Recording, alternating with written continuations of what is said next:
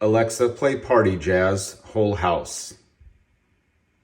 Here's a playlist you might like, Jazz Cocktail Party on Amazon Music.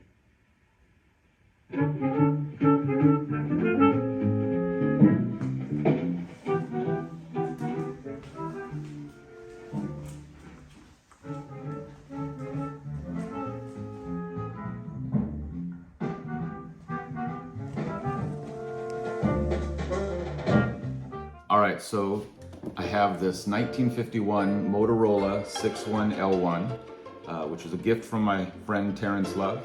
And it's this really cool color. It's not quite green or blue, really cool color. And so I'm gonna convert it into a Bluetooth speaker without damaging the inside. So this unit you can actually open with this latch here. It's considered a portable radio of the time. Most of these radios, these older radios, will have a wood panel on the back or like a cardboard panel, and you unscrew it. This one opens like this. And what's great about this one is there's plenty of room in here, which I'm going to explain why that's a good option for you. But what I'm going to do will not affect any of this. So if you ever want to get this repaired on your radio, you still can. This particular one isn't working. It turns on, but you can't get any channels on it. And if I did get this repaired, it would only play AM radio. So that's why the Bluetooth unit is a really great option.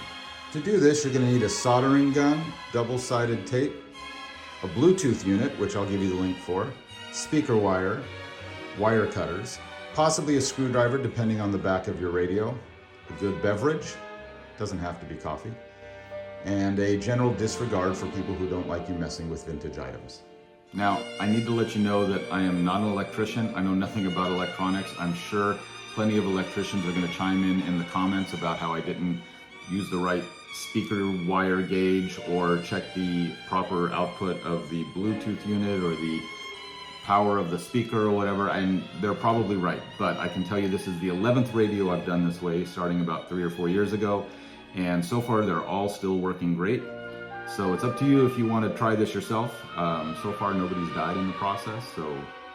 So what I found in a lot of these old radios is that it's usually tubes or some wiring or something that's gone bad over the years, but the speakers themselves tend to be in really good shape. In fact, this is the 11th radio. In the ones that I've done, I've only replaced one speaker, and that was only because I definitely wanted a more powerful speaker, but all of the speakers so far have been fine. So this particular unit, like I mentioned, has a lot of room here, which is a good thing because sometimes I've put the Bluetooth unit inside, and this one might be great because you can open the back, but I actually like to put it on the outside, which I'll explain later. This one's also great because the connections for the speakers, the single speaker, is easily accessible, and that's not always the case. All right, first you're gonna wanna figure out how long you need your wire to be. So you wanna be able to connect to the speaker and go to wherever the Bluetooth unit's gonna go.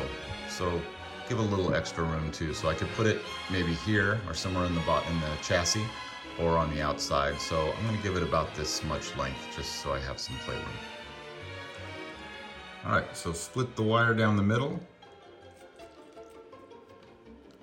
And then you're gonna strip off just enough.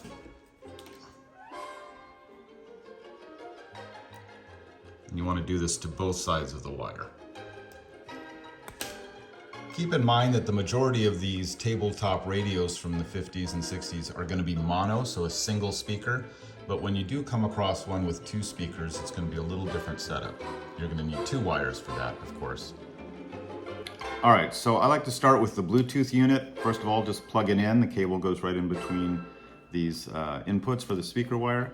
And what'll happen when you first turn it on, I've already done this, but this blue light will be flashing, and that means it's in Bluetooth pairing mode. So I like to do that and pair it to my phone first so that I can test the speaker if it's possible. So that's what I'm doing right now. So the way you're gonna set this up, this is for a stereo output, so you have your right speaker, left speaker, and they're labeled that way. And because this is a mono system, we're gonna take one output from each, one from the black and one from the red. And so unscrew this a little bit and you'll see that there's now holes. And if you twist your wiring a little bit, it'll go right through the holes like that. So this wiring, by the way, does have a black marker on one of them. There it is. And the other one is white or clear. And sometimes it'll be red, depending on which one you buy. And just thread through there, screw it tight.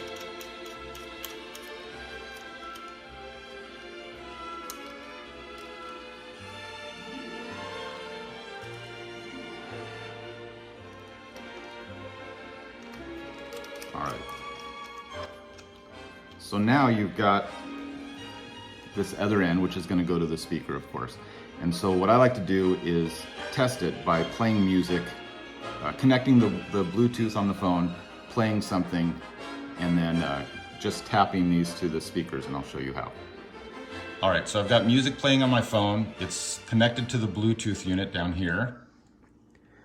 And I'm going out to the wire, and so I'm just going to tap these against the little things there on the speaker, and you'll see that it's playing now. Now this particular speaker, if you look closely, doesn't have black and white or black and red labeled or marked in any way. So I'm kind of taking a guess there. Sometimes they are very clearly marked. And keep this in mind, if you're doing stereo and you've got two speakers, then you definitely want to go right channel, left channel, and then send the black and red or black and white to the right ones on each of those speakers. But again, we're going mono, so I'm taking the black output from the right, red output from the left. And so you see that when I tap those on there, the music's playing. So now the idea is to solder those onto those little tabs that are sticking out. All right, so now I'm just soldering the wire onto the connecting point there. I have horrible soldering skills, but I will eventually get it right.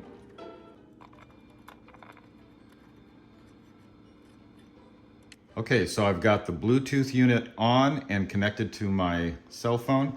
I've got the speaker wire set up and then soldered onto the connecting points of the speaker. So now I know it's all working. All right, so your next decision here, if you can see on this Bluetooth unit, it's got an on-off switch and a volume knob. So your choice would be to install it inside of a radio and then just leave it constantly on and actually unplug it from the wall when you don't want to use it, and then just leave the volume maybe all the way up and control the volume with your phone. So that's one option. Very often I will attach it to the outside of the radio on the back, and that way I can access that at any time. Because this radio is so easy to open and there's so much room inside the chassis, I think I'm going to install it inside, and I can always change that later if I want to. This is where I'm going to use the double-sided tape to just install it on the inside.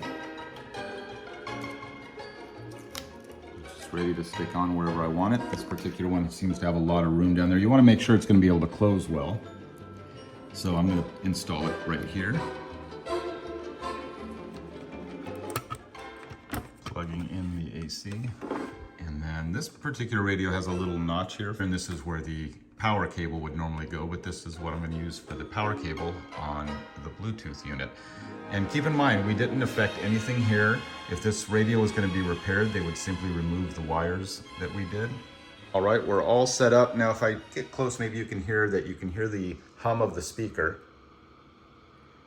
And that's because the Bluetooth unit is on inside, but it's not broadcasting any music. And because I installed it inside the chassis, I can't turn it off, so I would have to unplug it each time. And that's just your choice if you want to keep that unit inside or outside, but it's working great. And I can control the volume here, of course.